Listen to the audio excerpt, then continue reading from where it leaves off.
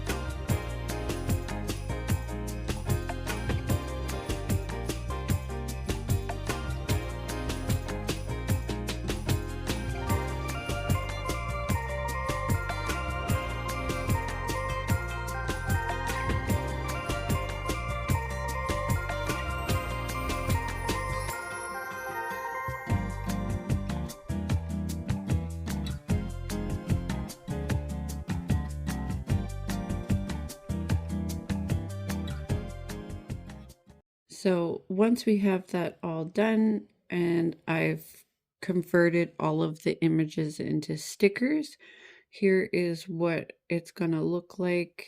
So we're just going to go over and I'm going to show you the printing and cutting process. I am going to print it from my laptop instead of my tablet, so I have more control over how it turns out in the print quality. For the stickers, I'm just going to print them on the glossy sticker paper, and for these boxes here I am going to use the different colors. So I'm going to cut this one out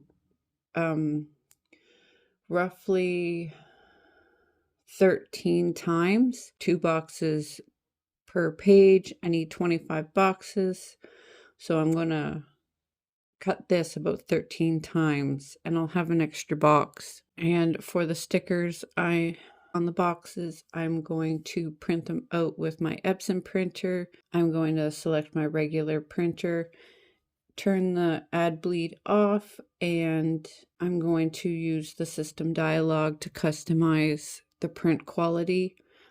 When I do this, I can print in a higher quality and make them more vibrant and colorful. I'm going to change the paper type down to premium photo paper glossy, change the quality to high, and I'm only going to need one copy of each of these for one advent calendar. If you're making multiple advent calendars, which I'm going to do later on, you can print out more, but I think I'm going to see how this turns out and maybe tweak it, the colors of the boxes per kid to fit more of their personality and what they like. For example, my daughter loves Frozen, so I might do a white blue theme and have different prizes inside the boxes for her.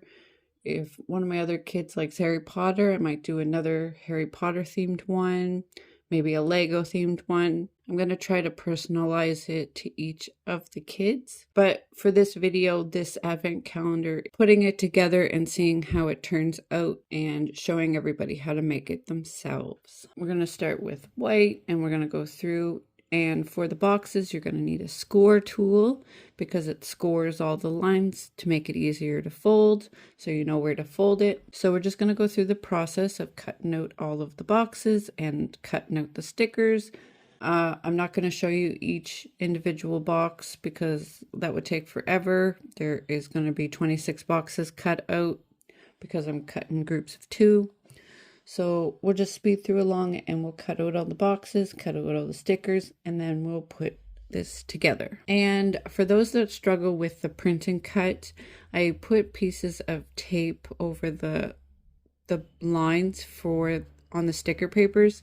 It makes it easier for my Cricut to read the lines when it's on glossy paper. The glossy vinyl sticker paper it's shiny, so my Cricut has a harder time reading it, so I put the tape over it and that usually does the trick. And when you get into cutting the stickers out, if you use the create sticker feature in Cricut Design Space, it's going to prompt you to choose what kind of sticker paper you're using in Cricut Design Space. So you just select the one that fits the printable sticker paper that you've chosen and then hit cut on your Cricut machine. So now that we're all done cutting out the boxes and the stickers, we're going to start the process of putting these together. I'm just going to play some music and probably speed through this because this does take a fair bit of time to put together 25 boxes. But what you do is you just fold each box. You can tape it together or glue it together, whatever it is you prefer, and then maybe even do both, maybe tape it and glue it. It depends what you're looking for. If you're looking for a more sturdy box, I would recommend the thicker cardstock. The heavier cardstock is not as flimsy as the regular cardstock. The regular cardstock would work just fine if that is what you're going for. It all depends the feel and look you're going for. So once you got a box folded up, you're just going to put on the front of it the sticker and the number for that day, and then move on and do the other 24 boxes.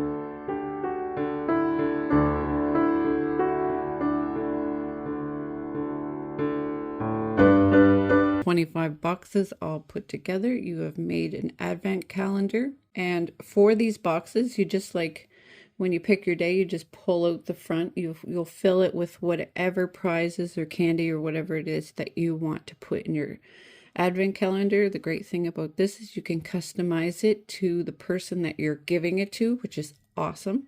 And then that person on each day is just going to pull it and pull down the front and find their prize inside.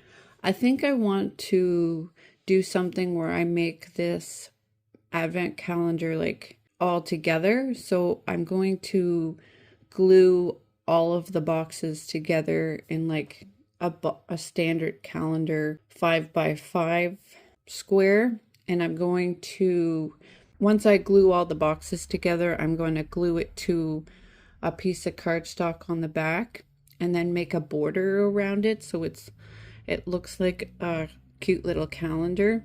Let me know if you think I should do that down in the comments, and if you want to see that video, and I will post me making the frame for this calendar on the channel. But I think that's what I'm going to do. I like the 5x5 square box. I thought about doing it like a pyramid, but I like the square better. But I definitely want to glue these all together and make it more sturdy and make a frame for it. Let me know down in the comments what you guys think. Should I turn it into a pyramid or should I turn it into a square calendar? And whatever one you guys think is better, maybe I'll do that and post it on the channel. What did you guys think of this advent calendar? And are you going to make one yourself? Let me know down in the comments. I hope you guys have a wonderful day, everybody. Happy crafting.